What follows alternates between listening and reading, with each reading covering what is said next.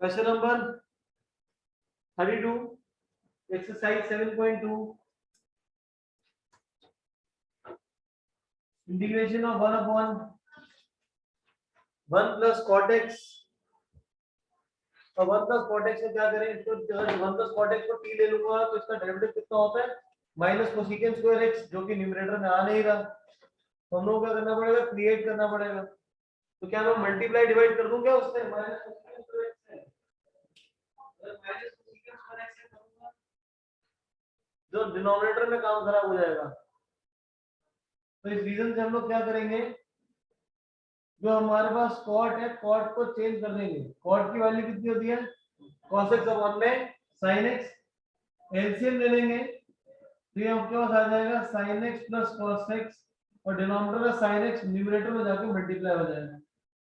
अब sin x plus cos x का derivative ऊपर नहीं आ रहा, क्या sin x plus cos x का डेरिवेटिव ऊपर आ रहा है,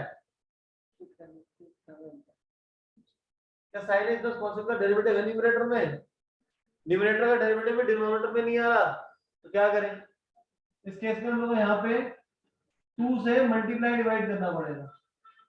हम लोग यहाँ पे 2 से मल्टीप्लाई डिवाइड करेंगे तो न्यूमरेटर में हो गया 2 sin x, तो 2 sin x को स्प्लिट करके आप लिख दो कि sin x plus sin x, denominator हमारा सेम रहेगा sin x plus cos x। अब अभी भी डिनोमिनेटर का डेरिवेटिव न्यूमरेटर में नहीं आया है, क्रिएट करो। कैसे क्रिएट करेंगे, यहाँ पे इसके अंदर आप cos x को प्लस करो और cos x को माइनस कर दो, तो ये sin x plus cos x एक बन जाएगा, sin x minus cos x एक बन जाएगा और डिनोमिनेटर को स्प्लिट कर दो तो ये हमारे पास आ जाएगा sin x plus cos x divided bye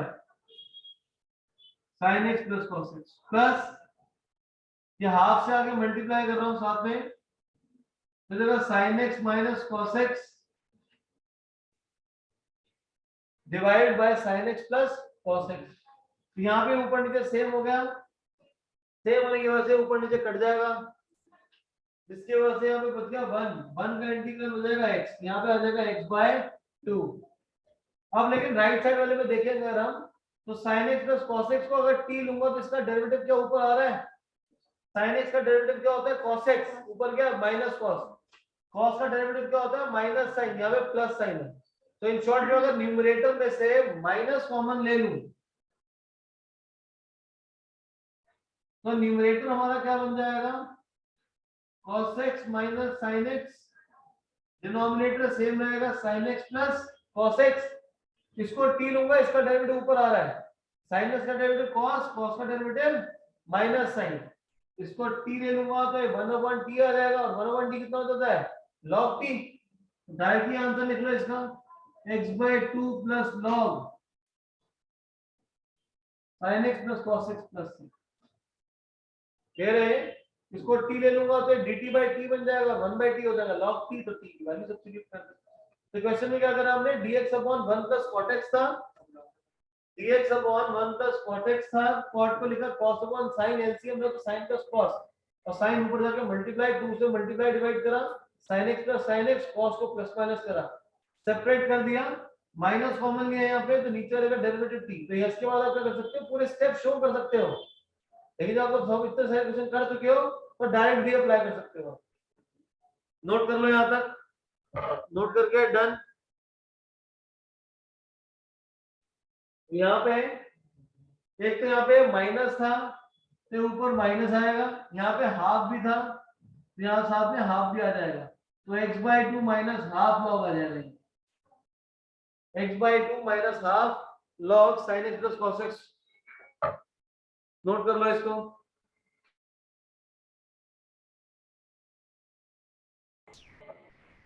अब क्वेश्चन नंबर 33 सिमिलर है, पहले हमने कॉट के लिए सॉल्व करता था, यहाँ पे किसके लिए tan के लिए, तो ये हमारा क्या बन जाएगा cos x upon cos x minus sin x, फिर दोबारा से आप क्या करोगे 2 से मल्टीप्लाई डिवाइड करोगे, पहले हमने प्लस cos माइनस cos करा था, यहाँ पे क्या माइनस साइन चाहिए तो पहले माइनस साइन फिर प्लस साइन करेंगे, क्लियर है, इसको खुद ही सॉल्व कर लेंगे, एग्जैक्टली सेम है। Question number 34 important. This is root tan x upon sin x cos x. Root tan x upon sin x cos x dx. हम लोग करते क्या करते हैं, रूट के अंदर जो नंबर आता है उसको टी पुट कर देते थे। तो यहाँ पे tan आ रहा है तो tan का डेरिवेटिव कितना होता है, tan का derivative secant square x, secant square x तो हमारे पास यहाँ पे आ ही नहीं रहा, तो secant स्क्वायर x को क्या करना पड़ेगा, क्रिएट करना पड़ेगा। तो उसको क्रिएट करने के लिए मेरे को न्यूमरेटर और डिनोमिनेटर दोनों को हम लोग क्या करेंगे, cos स्क्वायर x से डिवाइड कर देंगे। यहाँ पे हम लोग न्यूमरेटर और डिनोमिनेटर दोनों को डिवाइड कर दो, divide numerator and denominator by cos square x। तो जिसको डिवाइड करूंगा 1 अपॉन cos स्क्वायर, यह आ जाएगा secant स्क्वायर x, डिनोमिनेटर में डिवाइड करो, यह हो जाएगा sin x upon cos x, denominator में cos स्क्वायर x। तो यहाँ पे क्या हो जाएगा, cos से cos कैंसिल हो जाएगा, तो ये हो जाएगा sin upon cos, sin upon cos क्या बन जाएगा, tan बन जाएगा। फिर आपके पास आ जाएगा secant square x root tan x divided by tan x dx। अब ऊपर रूट tan है, नीचे tan है, तो इसकी वजह से रूट आ जाएगा नीचे की तरफ, ये आ जाएगा secant स्क्वायर अपॉन में रूट tan x। अब हो गया हमारा सारा काम खत्म, tan को t ले लूंगा, इसका डेरिवेटिव ऊपर आ गया तो dt बाय रूट t बन जाएगा। Let tan x equal to t secant square x dx dt के इक्वल हो जाएगा, जिसकी वजह से हो जाएगा dt अपॉन में रूट t, t की power minus half dt। Integrate कर लीजिए फर्दर, आंसर आ जाएगा।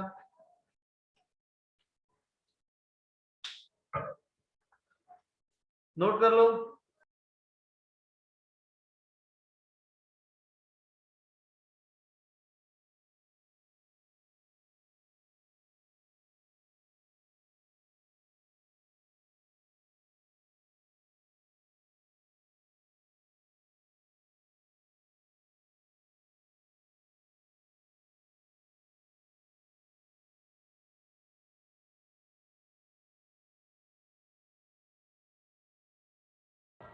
अब ये सेम क्वेश्चन में हमारा इस टाइप से भी आ सकता था, जहां पे tan था, tan की जगह cot भी आ सकता है।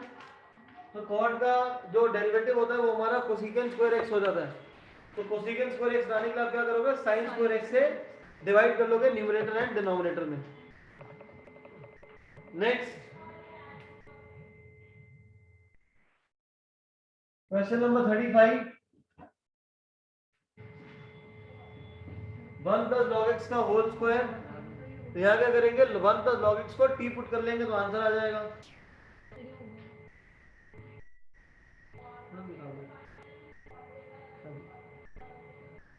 36 question,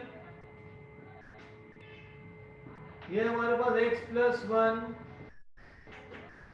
x plus log x का whole square divide by x। अब t किसको लेट करें, समझ ही नहीं आ रहा, तो t लेट करने से पहले आप क्या करोगे, जो x प्लस 1 अपॉन x है इसको एक साथ रख लीजिए,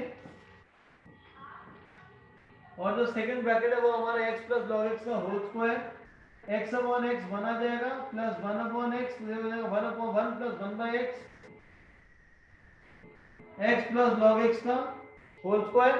अब यहां से आपको बदलना है, किस पर टी पुट करें, सहज पहले वाले को टी पुट कर लेंगे, दूसरे वाले को हम लोग क्या करेंगे, टी पुट कर देंगे, x प्लस log x का डेरिवेटिव है 1 प्लस 1 बाय x, बार यहाँ पे आ रहा है, इसमें कन्वर्ट हो जाएगा ये t स्क्वायर dt में। तो आंसर क्या आ जाएगा आपके पास, x plus log x whole cube divide by 3 plus t cube by 3 आ जाएगा।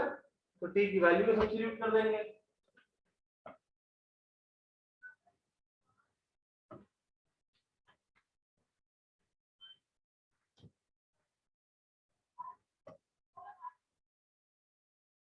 नेक्स्ट क्वेश्चन,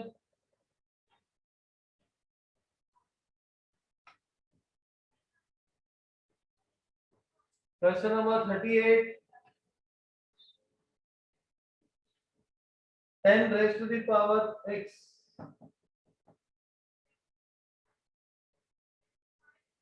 इसमें यही तो 10 into x की power 9,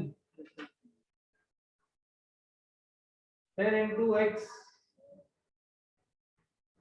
raised to the power 9 plus 10 की power x log 10 x की power 10 plus. ओके, अब यहाँ पे t किसको लेट करें, डिनोमिनेटर को t लेट कर लेंगे हम लोग, तो x की पावर 10 का डेरिवेटिव क्या होगा 10x 9, ये ऊपर आ रहा है, प्लस 10 की पावर x है, अब 10 की पावर x का डेरिवेटिव क्या हो जाएगा ax into log a, 10 की पावर x मतलब a की पावर x हो जाएगा, तो a की पावर x का डेरिवेटिव क्या होता है ax, दैट इज 10 की power x log a, that is log 10. तो नीचे वाला डेरिवेटिव ऊपर आ रहा है, क्या आंसर आ जाएगा ये log x की पावर 10 प्लस 10 की पावर x प्लस c. ठीक है, डिनोमिनेटर को t पुट कर लिया तो 1/t हो जाएगा, 1/t का इंटीग्रल होता है log t, और t जो हमने लिया हुआ आ जाएगा.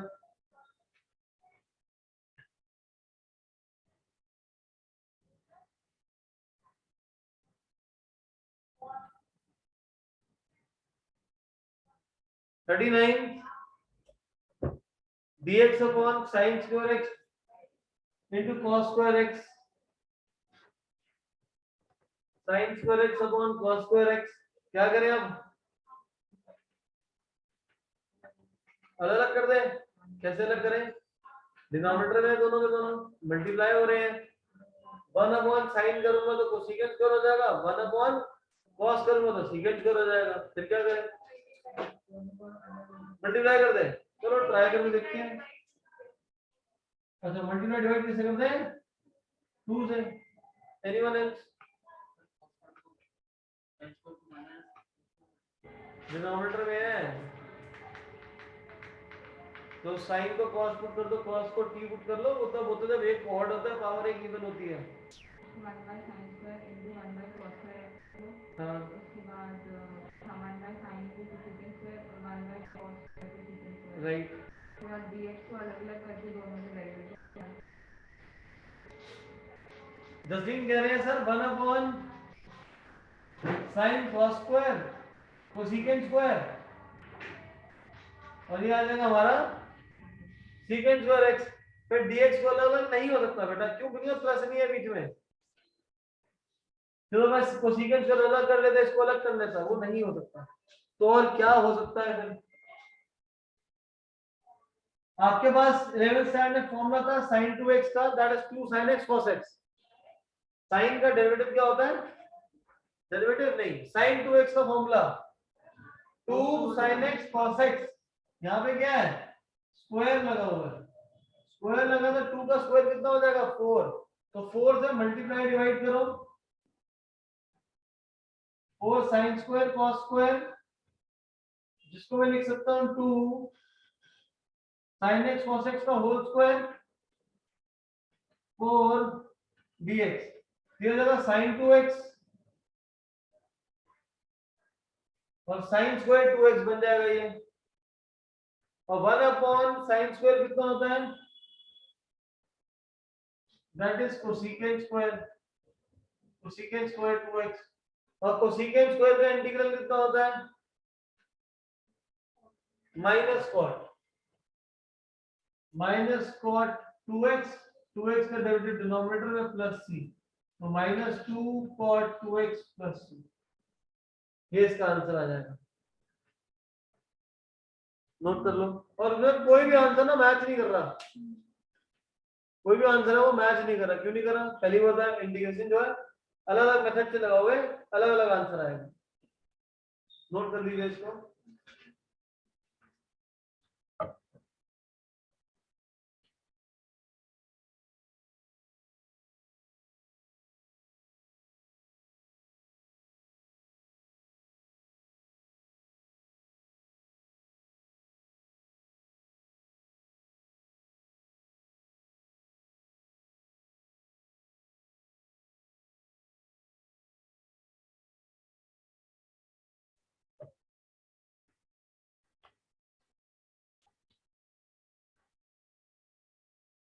39 का दूसरा मेथड ये है कि न्यूमरेटर में तो यहाँ 1 था, तो 1 क्या हो जाएगा हमारा sin square x plus cos square x,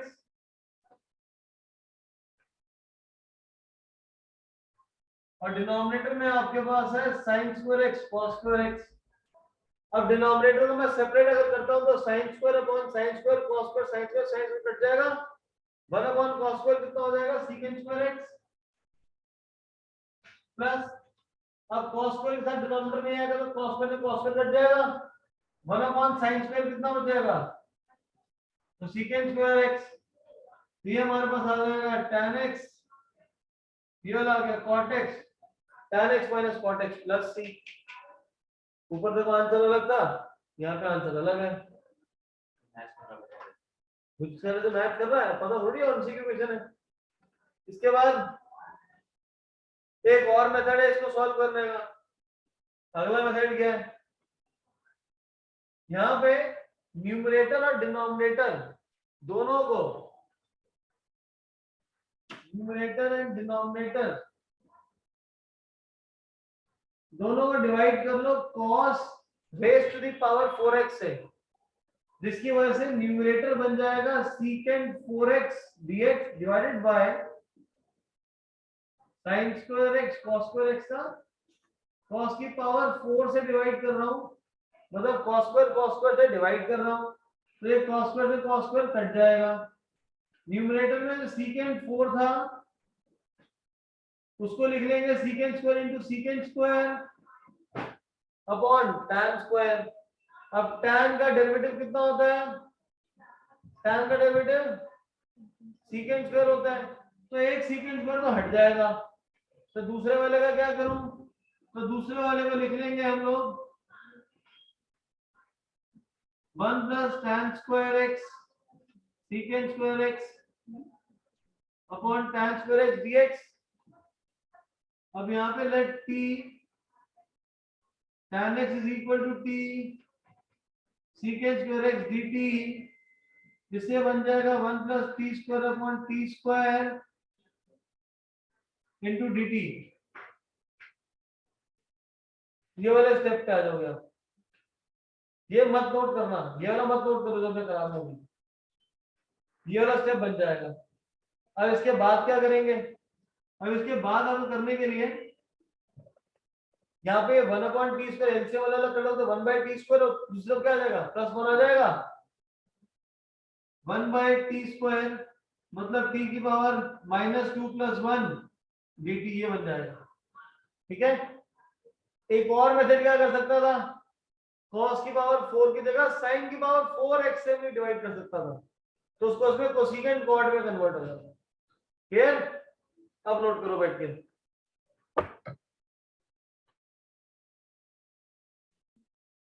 next exercise, अब नेक्स्ट एक्सरसाइज स्टार्ट करने से पहले हम लोगों ने 11th स्टैंडर्ड में फॉर्मूलास करते थे, तो पहले फॉर्मूलास को हम लोग रिकॉल कर लेते हैं, क्योंकि अब थर्ड एक्सरसाइज में सारे के सारे फॉर्मूलास आपके यूज होंगे, तो अगर आते ही नहीं होंगे तो कुछ नहीं हो पाएगा।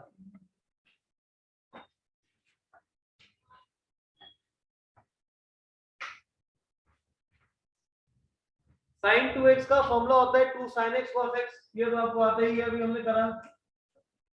sin 2x is equal to 2 sin x cos x, फिर cos 2x, cos 2x का सबसे पहला फॉर्मूला होता है cos square x minus sin square x, second formula होता है 2 cos square x minus 1, third formula होता है 1 माइनस 2 sin स्क्वायर x। ये सब नोट करने हैं। अब अगर मैं cos 2x और 2 cos स्क्वायर x माइनस 1 को एक साथ अगर रखूंगा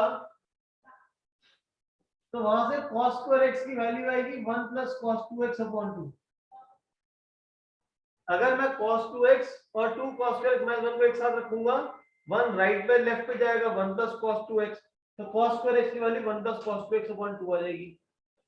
अब cos 2x का फॉर्मूला अगर मैं 1 minus 2 sin square x put करूंगा तो वहां से sin स्क्वायर x की वैल्यू आ जाएगी 1 माइनस cos 2x अपॉन 2। ये नोट कर लो, सारे के सारे फॉर्मूला यूज होने हैं। थर्ड एक्सरसाइज तो हो नहीं पाएगी, थर्ड एक्सरसाइज पूरी और पूरी 11th स्टैंडर्ड के ट्रिग्नोमेट्री के फॉर्मूलास के बेसिस पर है। तो next cos 3x, cos 3x का फॉर्मूला होता है 4 cos cube x minus 3 cos x। sin 3x का फॉर्मूला होता है 3 sin x minus 4 sin cube x।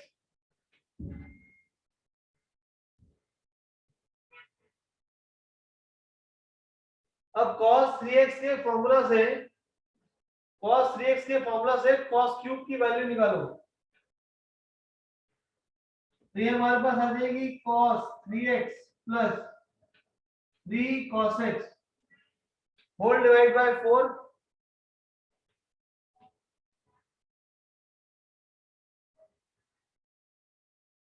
तो नेक्स्ट है sin cube x। sin cube x की अगर वैल्यू निकालेंगे तो आ जाएगी 3 sin x minus 3 minus sin 3x upon 4।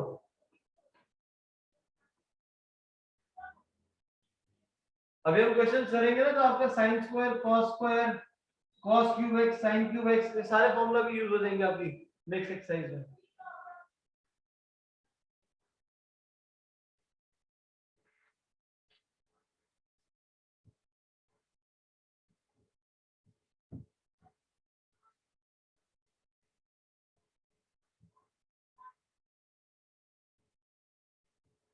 Next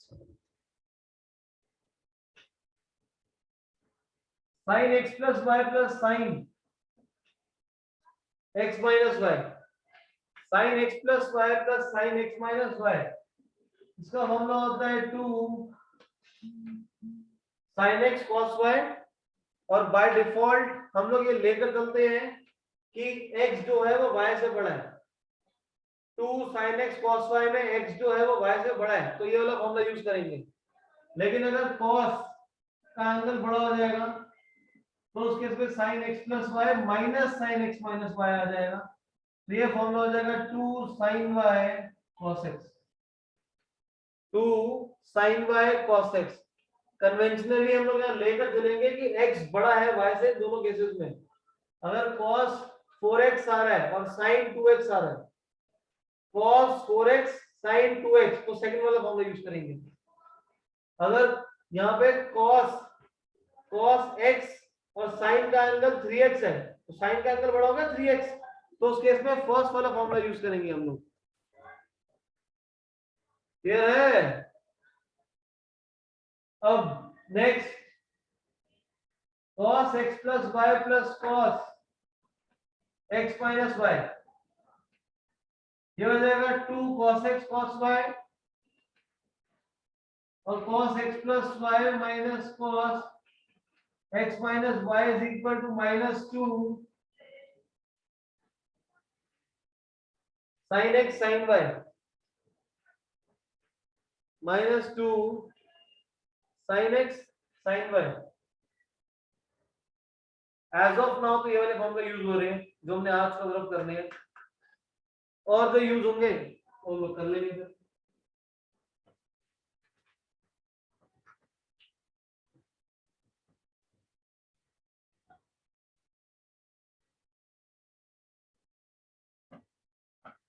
Example number 7, question number 1. Example number 7, first part, not question 1. First part, integration of cos square x dx। अभी हम लोगों ने पढ़ा था cos square x का फॉर्मूला होता नहीं है, कोई भी इंटीग्रल का cos x का होता है लेकिन cos square का नहीं होता। तो cos square का आपने क्या फॉर्मूला लिखा है? अभी हमने कहा that is 1 plus cos 2x by 2, 1 plus cos 2x by 2, 2 को तो बाहर ले लेंगे, 1 का इंटीग्रल हो जाएगा x, cos का इंटीग्रल हो जाएगा sin, angle as it is 2x का डेरिवेटिव डिनोमिनेटर में ये हो जाएगा half of x plus sin 2x upon 2 plus c। Clear? नहीं क्लियर हुआ तो फिर फॉर्मूला ही लर्न नहीं है। cos square x का फॉर्मूला लगाया हमने 1 plus cos 2x by 2 उसका इंटीग्रेट कर दिया, 1 का इंटीग्रल हो जाएगा x, cos का होता है sin और 2x का डेरिवेटिव डिनोमिनेटर में आ जाएगा और हाफ ही तो बाहर कर दिया। ऐसे अगर आपके पास है integral of sine square x, तो साइन स्क्वायर एक्स में क्या हो जाएगा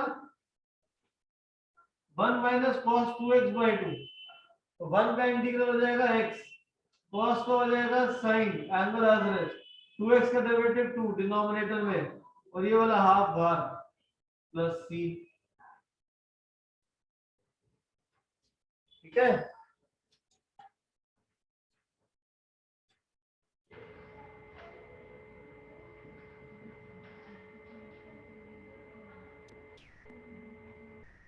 second part sin 2x cos 3x, sin 2x cos 3x, और इसका इंटीग्रल कैसे करें sin 2x cos 3x का कैसे करें, किसका एंगल बड़ा है साइन का कि कॉस का, कॉस का एंगल बड़ा है, तो पहले फर्स्ट और सेकंड में से कौन सा वाला फॉर्मूला यूज करेंगे, सेकंड फॉर्मूला यूज करेंगे कि कॉस का एंगल बड़ा है। उससे पहले देखेंगे वहां पे 2 चाहिए, तो 2 लाने के लिए आप क्या करोगे 2 से मल्टीप्लाई और 2 से डिवाइड कर लोगे, तो ये आपके पास आ गया 2 cos x into sin y, cos का एंगल बड़ा है तो देगा sin x plus y 3x plus 2x minus sin 3x minus 2x dx, ये हो जाएगा half of sin 5x minus sin x dx।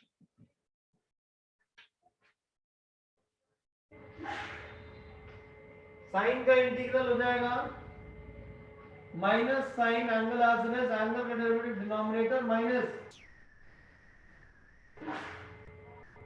Sign x का इंटीग्रल हो जाएगा minus cos x plus c, और ये गलत है, यहाँ पे क्या आएगा cos, minus cos 5x by 5 plus sine x plus c. Clear है, पक्का क्लियर है, आगे समझ। अगर x का एंगल cos का एंगल बढ़ा तो सेकंड फॉर्मूला, और अगर sin का एंगल बढ़ा तो फर्स्ट फॉर्मूला। करो एक और क्वेश्चन,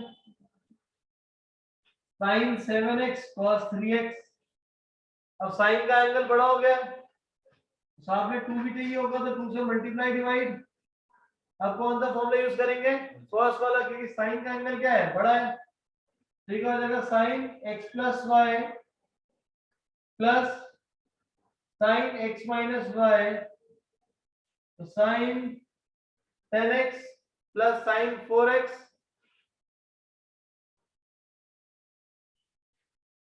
इंटीग्रेट करो minus cos 10x upon 10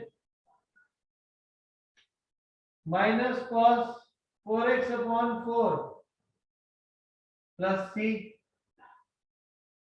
clear है, कौन सा वाला जीवा लास्ट वाला, cos x प्लस y का फॉर्मूला होता है cos x cos y minus sin x sin y, cos x minus y का फॉर्मूला होता है cos x cos y plus sin x sin y। Add करूंगा तो दोनों cos आ जाएंगे, सब्ट्रैक्ट करूंगा तो minus 2 sin x sin y आएगा। अब अगला क्वेश्चन लिखो, cos x cos 5x, integral of cos x into cos 5x,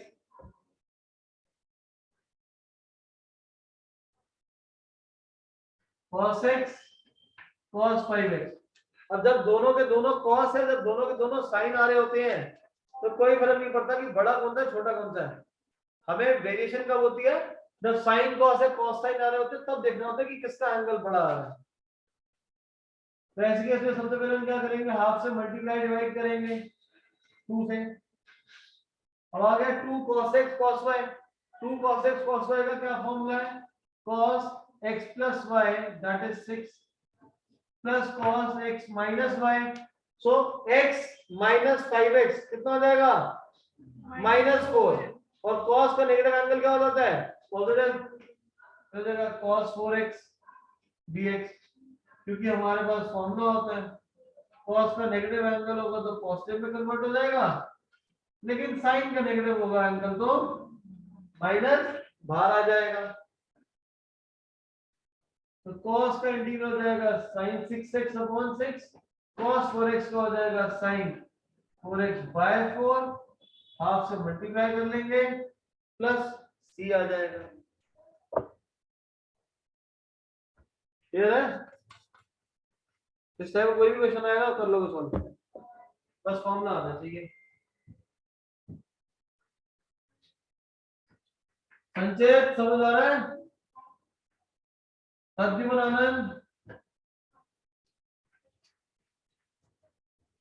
Aarav,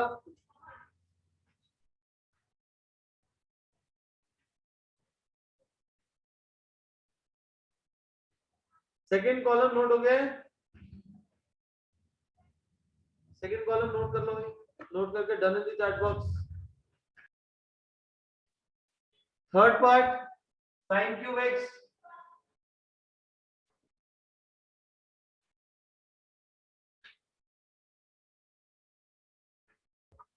sin cube x का हम लोगों ने फॉर्मूला भी निकाल लिया था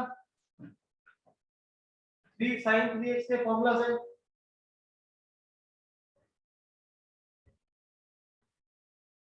देखो और बताओ, अगर प्रैक्टिस कर रहे हो तो आप लोगों को टाइम लगेगा लर्न होने में। बताओ भाई जगजीत, sin क्यूब x का क्या फॉर्मूला है? 3 sin x minus sin 3x by 4 दिया जाएगा। अब 1/4 तो भारी कर देते हैं, 3 sin का इंटीग्रल कितना हो जाएगा minus cos minus sin 3x, तो sin का होता है माइनस cos, तो हो जाएगा minus minus plus cos 3x का डेरिवेटिव नीचे आ जाएगा 3 प्लस c आ जाएगा, 4 से आगे मल्टीप्लाई कर लो। ऐसे अगर आपका cos क्यूब आएगा तो वो जाएगा आपका cos 3x minus 3 cos x by 4 आ जाएगा। ठीक है, नेक्स्ट एक्सरसाइज पे आ जाइए। Exercise 7.3 question number 1, integration of sin square 2x plus 5 solve कैसे करेंगे? सब्स्टिट्यूशन का भी यूज हो जाएगा इसके अंदर। क्या करोगे आप? पहले late 2x plus 5 is equal to t, 2 dx is equal to dt, तो ये हमारा कन्वर्ट किसमें हो जाएगा 1/2 sin स्क्वायर t dt। अब sin स्क्वायर t का आपको फॉर्मूला पता ही है, sin स्क्वायर t का फॉर्मूला क्या हो जाएगा 1 minus cos 2t upon by 2 dt। Integrate कर लोगे इसको आगे और t की वैल्यू को रिप्लेस करके क्या पुट कर दोगे 2x plus 5। तो जैसे हम आगे मूव करते हैं पिछली वाली एक्सरसाइज साथ में आगे कंटिन्यू होती रहेगी अंदर। Next second part sin 3x into cos 4x dx। कल हम लोगों ने अभी सेम कि अगर cos का एंगल बड़ा है तो कौन सा वाला फॉर्मूला यूज करेंगे sin x plus y minus sin x plus x minus y। ठीक है, सेकंड फॉर्मूला जो हम लोगों ने अभी राइट साइड वाला लिखा था। Third cos 2x cos 4x cos 6x, 6 वाला सेम है तो 6 आप खुद कर लेंगे, सेकंड वाला मैं करवा रहा हूं। यहाँ पे cos 2x cos 4x cos 6x आ रहा है, लेकिन एक बार में क्या होता है सिर्फ दो ही cos को तो यूटिलाइज कर सकते हैं फॉर्मूला में, 3 का तो हमें पढ़ा ही नहीं है। और उसके साथ ही मेरे को क्या चाहिए होता है स्टार्टिंग में 2 चाहिए होता है, तो 2 से मल्टीप्लाई डिवाइड कर लो तो हो जाएगा half integration of bracket 2 cos 2x cos 4x cos 6x। दिशा पीछे से फॉर्मूला देखो और बताओ 2 cos 2x cos 4x किसके इक्वल हो जाएगा? ये हो जाएगा cos, किसके इक्वल होगा cos x plus y, तो 2 plus 4 कितना हो जाएगा 6। आगे क्या आएगा प्लस है minus plus cos x minus y 2 minus 4, 2 minus 4 कितना होगा -2, और cos का नेगेटिव एंगल कितना हो जाता है पॉजिटिव हो जाता है। फिर ये फॉर्मूला को देख देख के करो, देखोगे नहीं तो हो नहीं पाएगा अभी, क्योंकि लर्न ही नहीं होंगे फॉर्मूला। अब आगे cos 6x से मल्टीप्लाई कर दो, तो हो जाएगा half integration of cos 6 into cos 6 cos square 6x plus cos 2x cos 6x dx। Clear है यहां तक? मैं क्या करता हूं, ये वाले स्टेप पे सेपरेट कर लेता हूं मैं इंटीग्रेशन को, तो हो जाएगा half of cos square 6x, half को आगे मल्टीप्लाई करें तो half cos 2x cos 6x। cos square का इंटीग्रल होता है? नहीं होता। cos स्क्वायर का क्या है फॉर्मूला है, क्या फॉर्मूला होता है cos स्क्वायर x का 1 plus cos 2x by 2। क्या फॉर्मूला था 1 plus cos 2x, जो एंगल है उसका डबल, 6 का डबल कितना हो जाएगा 12 अपॉन 2। राइट साइड में हमारे पास है हाफ cos 2x और यहाँ पे 6x है, तो इसको क्या करेंगे 2 से मल्टीप्लाई करेंगे और 2 से डिवाइड करेंगे, 2 से मल्टीप्लाई और ये बन जाएगा 1/4। ऊपर फॉर्मूला लगा दो, 2 cos x cos y का formula cos x plus y plus cos x minus y और इंटीग्रेट कर देंगे, तो 1/2 into 1/2 is 1/4। 1 का इंटीग्रल x, cos का इंटीग्रल हो जाएगा sin 12x और 12x का डेरिवेटिव डिनोमिनेटर में 12 प्लस 1/4। cos का इंटीग्रल हो जाएगा sin 8x अपॉन 8, इस वाले का हो जाएगा ये sin 4x upon 4 plus c आ जाएगा। क्लियर? नहीं आया वो एक बार में समझ।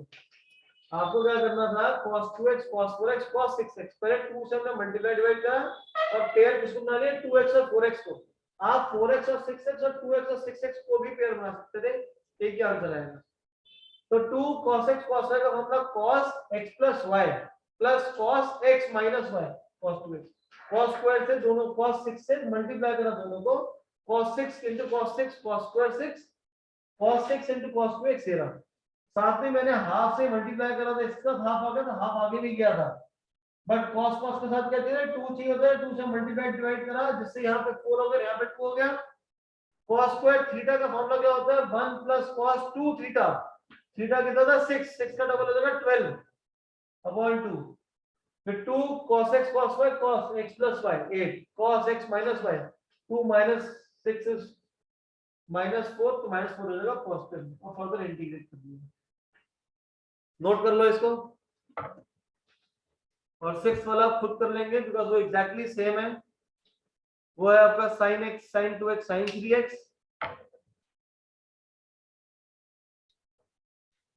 Question number 4,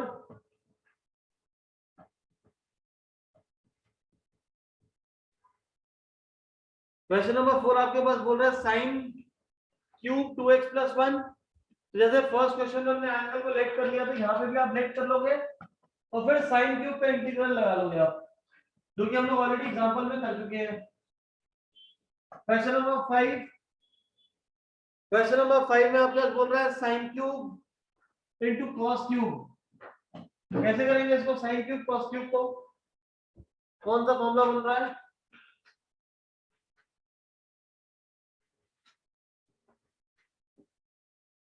sin cube x cos cube x dx। sin cos एक साथ इकट्ठे कब आते हैं, उसमें होता है 2 sin x cos x। 2 sin x cos x किसका फॉर्मूला है sin 2x का। यहाँ पे क्या आ रहा है क्यूब आ रहा है, तो 2 का क्यूब कितना हो जाएगा 8। तो हम लोग यहाँ पे क्या करेंगे 8 से मल्टीप्लाई डिवाइड करेंगे, जिसकी वजह से बन जाएगा 2 sin x cos x का होल क्यूब और 2 sin x cos x, ये हमारा बन जाता है sin 2x और उसके ऊपर क्यूब लगा हुआ है। अब आगे सॉल्व हो जाएगा sin क्यूब थीटा। जब मैं कराऊं इसको हो जाएगा ना, ये 2x को t लेट कर लेंगे, पहले 2x को t लेट कर लेंगे तो हो जाएगा 1/16 साइन क्यूब टी dt, और फिर साइन क्यूब टी का फॉर्मूला लगा दोगे आप। ऐसे ही सेम अगर कॉस में आएगा तो कॉस में कर लोगे। 6 वाला तो हमारा होमवर्क में है, 7 भी होमवर्क में है, हम लोगों ने ऑलरेडी कर लिया है ऐसा पहले जब फॉर्मूलास कर रहे थे। Question number 8, 1 minus cos upon 1 plus cos. 1 minus cos का फॉर्मूला कितना होगा? जहां पे cos 2x के फॉर्मूलास कराए हैं वहां से देख के बताओ 1 माइनस cos x क्या होगा? हाँ जी, कितना? 2, राइट। 2 साइन स्क्वायर कितना? x x/2 होगा, क्योंकि यहाँ पे एंगल क्या है? x। 1 minus cos x 2 sine square, angle आधा हो जाएगा। 1 प्लस cos x कितना हो जाएगा? 2 cos स्क्वायर x/2। 2 से 2 cancel, sine square 1 cos square कितना हो जाएगा? tan square. और tan का इंटीग्रल हमें पता ही है कितना होता है, सेकंड x होता ही नहीं है, तो tan स्क्वायर को क्या करेंगे? secant square x/2 minus 1, secant square का हो जाएगा tan x/2, x/2 का derivative 1/2 minus x plus c, ये हो जाएगा 2 tan x/2 minus x plus c। ये आंसर आ जाएगा आपका।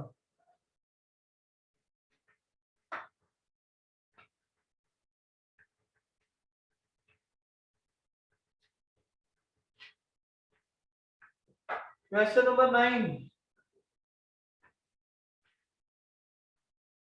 cos x upon 1 plus cos x। अब cos x में मैं फॉर्मूला यूज कर रहा हूं 2 cos स्क्वायर x/2 माइनस 1, और 1 प्लस cos x हो जाएगा आपके पास 2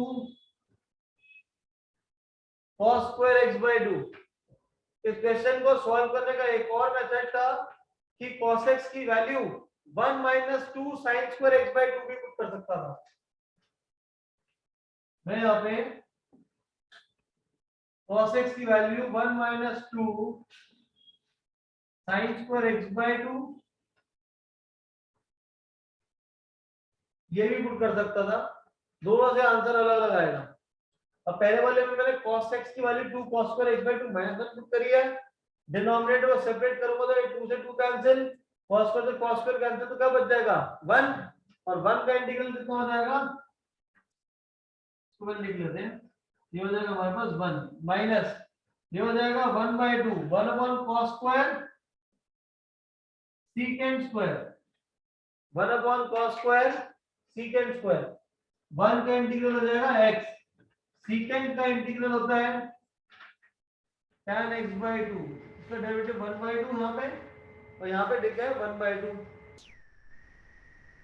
प्लस c, तो 1/2 से 1/2 कट गया, आंसर आ गया 1 x minus tan x/2 plus c। अब इस वाले केस को सॉल्व करूंगा तो आंसर अलग आ जाएगा। ठीक है, इंटीग्रेशन है, एक ही क्वेश्चन में फॉर्मूला अलग अलग लगाओगे तो आंसर भी क्या हो जाएंगे? अलग हो जाएंगे। ये डिफरेंशिएशन नहीं है कि सेम आंसर आ जाएगा। तभी बार बार लोग पीछे प्लस सी लिखते हैं, प्लस सी वो कांस्टेंट हो जाएगा, बाकी जो भी चीज होती है उसके अंदर एब्जॉर्ब हो जाती है कांस्टेंट के अंदर सी में।